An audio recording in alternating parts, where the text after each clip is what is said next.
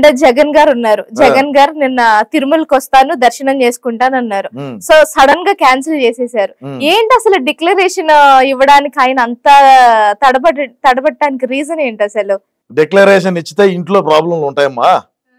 Declaration ఇచ్చాడు ఆయన ఏమి ఇవ్వాలనే, ఇంట్లో ప్రాబ్లమ్స్ ఉంటాయి. మరి క్రిస్టియన్స్ అంతా కూడా దూరం అవుతారు కదా అన్నకు. డిక్లరేషన్ ఇచ్చితే మేము అధికారంలో ఉన్నప్పుడు మేము ఆడిందే ఆట పాడిందే పాట, మమ్మల్ని కూడా ఆపేవాడు ఉండడు. పోయినాము వచ్చినాము. అది కూడా మన ధర్మానికి విరుద్ధంగా స్వామివారికి కూడా పట్టు వస్త్రాలు మనం ఎత్తుకొని పోయి ఇయ్యాలా, మరి కుటుంబ సమేతంగా పోయి ఇయ్యాలా, వదిన రాదు, ప్రసాదం టిష్యూలో పెడతాము. అన్నకు తెలుసు కదా దాంట్లో కల్తీ జరుగుతుందని. మరి ఎందుకు తింటాడు? మరి మీరు అప్పుడే అర్థం చేసుకోవాలా. దీంట్లో ఏంటి ఆన్సర్ ఏమి నన్ను అడగవల్ల, ఆడే అర్థమైంది కదా. ప్రసాదం ఇచ్చినప్పుడు టిష్యూలో పెట్టి ఎన్నికిచ్చినాడంటే అప్పుడే అర్థం చేసుకోండి మరి ఏమైంది అనేది. సో ఇంట్లోంచి ఆర్డర్స్ పాస్ అవ్వలేదు అంటారు? రాలేదనే చెప్తాను నేను. అయ్యింటేనేమో పోయి ఉంటాడు. అంటే మరి అంటే డిక్లరేషన్ ఇవ్వడానికి అంత సతమతం అవుతున్నప్పుడు మరి నా మతం మానవత్వం ఇట్లాంటి మాటలు ఎందుకు మాట్లాడడం అని డిక్షనరీలో ఎతికి రాసిచ్చుతున్నారు మా వాళ్ళు కూడా.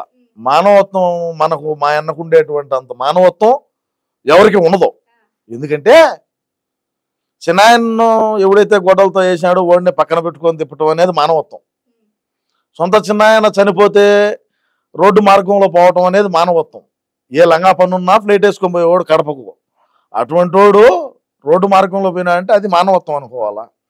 సొంత చెల్లెల్ని ఈయన 16 నెలలు జైల్లో ఉంటే పార్టీని బలోపేతం చేసేదానికి రోడ్ల బడిగా తిరిగింది షర్మిల. తల్లి ఒక పక్క, చెల్లి ఒక పక్క, వాళ్ళిద్దరిని పక్కన పెట్టినాడు చూసావా, అది మానవత్వం అంటే. ఒక దళిత డ్రైవర్ని చంపి డోర్ డెలివరీ చేసే అనంతబాబు వాడిని బెయిల్ తీసుకొని బయటికి తీసుకొచ్చి పక్కన కూర్చొని పెట్టుకున్నాడు చూసావా, అది మానవత్వం అంటే. ఎర్రచందనం అక్రమంగా తోలుతా ఉంటే ఒక పోలీసు కానిస్టేబుల్ అడ్డుకున్నాడు అని చెప్పి వాడిని చంపేసినాడు చూసావా, వాడిని తొక్కిచ్చేసినారు. ఆ పోలీస్ కానిస్టేబుల్ తొక్కిచ్చినారు.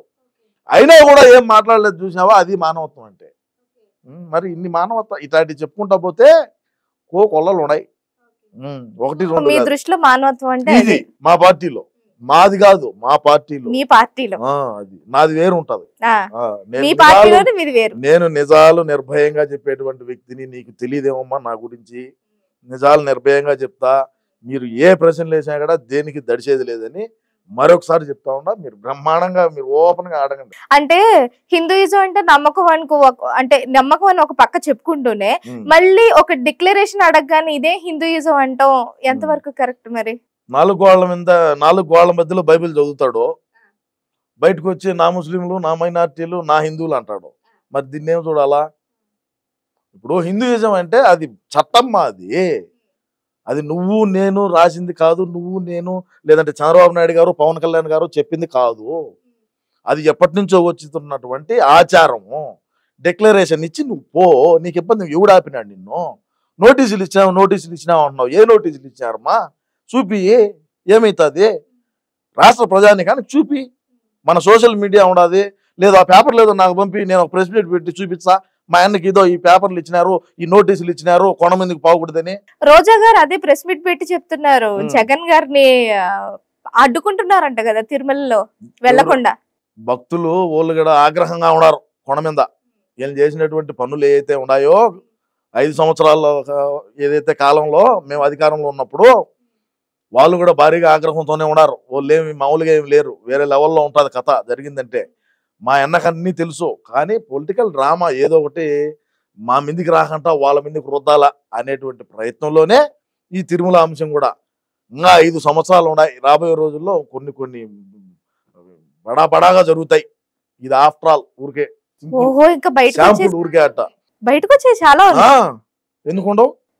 అంటే జగన్ రాసలీళ్ళు కూడా బయటకు వస్తాయని ఒక మాట చెప్పారు కదా, అవి ఎంతవరకు వచ్చాయి? వచ్చాయేమో. మీరే దువాడ శ్రీనివాస్ వచ్చాయనుకున్నారు ఎవరున్నా? వాడు బ్రహ్మాండంగా దూతాడు. మరి అందరూ దువ్వే ఉంటారు. అంటే వైసీపీలో ఇంకా దువ్విన వాళ్ళు చాలా మంది ఉన్నారు, మచ్చుగా ఉన్నారు. మరి ఎప్పుడు బయటకు వస్తాయి కూడా చెప్తాయి. ఎప్పుడు ఒకసారి వచ్చాయి, దాని టైం ఉన్నప్పుడు దొరుకుతాయి. ఓకే.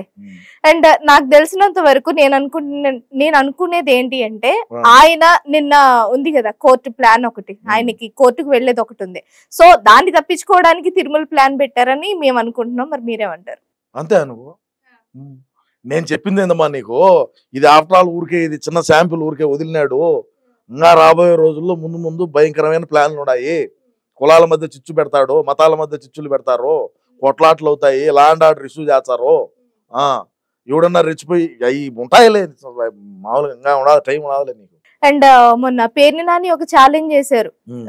ఛాలెంజ్ చేసిన తర్వాత జన సైనికులు ఇంటి దగ్గరకు వస్తేవో దాక్కున్నారు. దాని తర్వాత మళ్ళీ ఆయన స్పెషల్ గా ప్రెస్ మీట్ పెట్టి మీ అంతు చూస్తా, అసలు నా ఇంటికి రావడానికి మీరెవరు అని అన్నారు. అదేంటి మరి, ఇంటికి వచ్చినప్పుడు దాక్కోవడం ఎందుకు, మళ్ళీ బయట ప్రెస్ మీట్ పెట్టడం ఎందుకు? అసలు పవన్ కళ్యాణ్ ని, జన సైనికుల్ని, జనసేన పార్టీని, తెలుగుదేశం పార్టీని, అప్పుడు వీళ్ళు ప్రతిపక్షంలో ఉన్నారు, మా పార్టీ అధికారంలో ఉండింది. 2019 నుంచి 2024 మొన్న ఎన్నికలు జరిగే వరకు కూడా వీళ్ళకి మంత్రి పదవులు ఇచ్చింది. ఎందుకంటే ఈ మాదిరి మరగమనే కుక్కకేసినట్టు బిస్కెట్లు కుక్కకు పెడిగ్రీ వేస్తారు, వీళ్ళకి మంత్రి పదవులు ఇచ్చాడు, అంతే తేడా, ఇంకేం లేదు. ఇష్టానుసారంగా మాట్లాడినారు. మరి మాట్లాడినోడు అంత దొమ్మ ధైర్యం ఉన్నవాడైతే ఇంట్లోనే ఉండాలి కదా పేరున్నాని.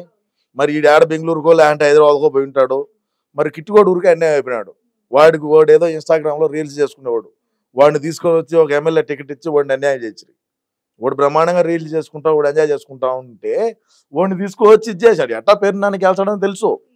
నేను ఓడిపోయినాను, ఇంకా రాజకీయ జీవితంలో ఆయన ఏదో సన్యాసం తీసుకుంటున్నానని చెప్పటం, నేను సన్యాసం తీసుకుంటా కూడా ఎందుకులే ఊరికే, నేను ఎమ్మెల్యేగా ఓడిపోయి సన్యాసం తీసుకున్నానని అనిపించుకునేది ఎందుకులే అని చెప్పి మంత్రి పదవి తీసుకొని మంత్రి చేసినాడు. ఎమ్మెల్యే అయిపోయింది. ఆ గడువు అయిపోయిన తర్వాత వాళ్ళ కొడుక్కి టికెట్ ఇప్పించినాడు.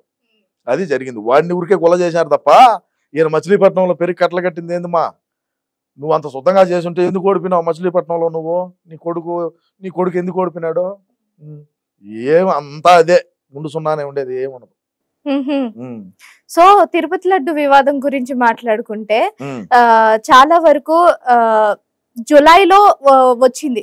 జులైలో ఒక నోటీస్ అనేది వచ్చింది, ఏంటి మనకి కల్తీ జరిగింది లడ్డు అనేది. మరి అన్ని రోజులు ఆగి ఆగస్ట్ లో ఎందుకు మీరు రివీల్ చేశారు?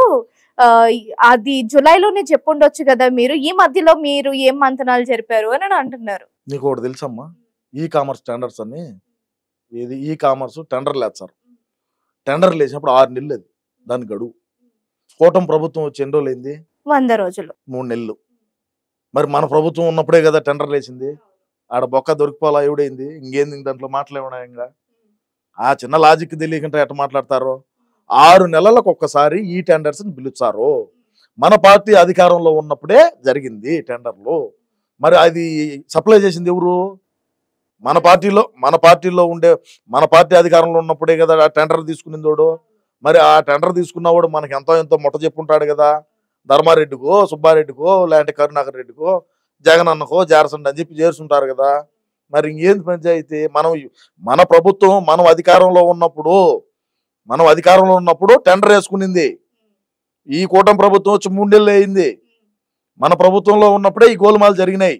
మరి వీళ్ళ ఎందుకు రుద్దేది ఏంది? ఇంకా ఎంత అన్నీ అర్థం కాల. సీనింగ్ ఏంది అలా ఊలే అయిపోయింది కథ. అంటే జులైలో బయటపడితే మళ్ళీ దాన్ని ఎందుకు ముందుకు మీకు తెలిసినప్పుడే చెప్పొచ్చు కదా, మీరెందుకు టైం తీసుకున్నారు? ల్యాబ్ రిపోర్ట్లు రావద్దా? ఏమి బ్లడ్ టెస్ట్లా అట్లా పోయి ఇట్లా తీసుకొని వచ్చేదానికి? లేదంటే ఏమన్నా బీపీ చెక్ చేస్తారా, లేదంటే ఏమన్నా షుగర్ చెక్ చేస్తారా? ఊరికే ఇట్లా గుచ్చి ఆ మిషన్ మీద చెప్తే ఇంత ఉండదు నీకు బీపీ షుగర్ అనేదానికి. కలియుగ దైవం వెంకటేశ్వర స్వామి వారి ప్రసాదం అది. దేశం నలుమూలలాగా ప్రపంచంలో మన తెలుగు వారు ఎక్కడున్నా కూడా స్వామిని ఒకసారి దర్శించుకోవాలి పోయనే ఉంటుంది వాళ్ళ మనసులో, ఎప్పుడు వాళ్ళకి గ్యాప్ దొరికినా కూడా.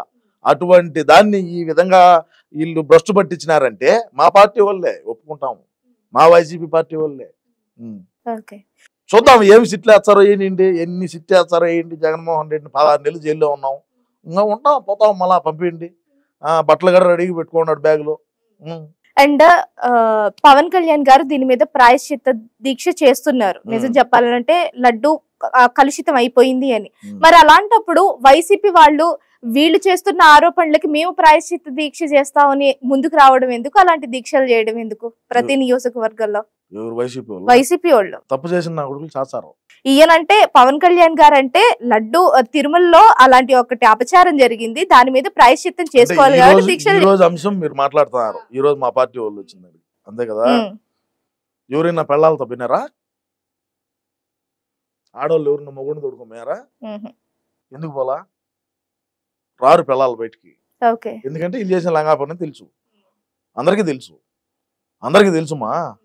ప్రాయశ్చిత్త దీక్ష చేసినారు అంటే నువ్వు అర్థం చేసుకో. రోజా యాడ్ చేసింది తమిళనాడులో చేసింది, ఆంధ్రాలో ఎందుకు చేయలా? ఊళ్ళేకి రానిరు, మెట్లతో కొడతారు. లేదంటే ఇప్పుడు ఏదో కూరగాయలు ఏదో అన్ని రేట్లు కూడా ఎక్కువ ఉన్నాయనుకుంటా, ఏదో ఏ కూరగాయల రేట్లు తక్కువ ఉంటే దాన్ని తీసుకొని అయినా కొడతారు. ఏదో ఒకటి జరుగుతుంది, మనం అవులే అయిపోతాము, మనకు బతుకుండదు, జీవితం ఉండదు అని చెప్పి తమిళనాడులో పోయి ప్రెస్ మీట్ పెట్టి మాట్లాడింది. సరే అదే తెలుగులో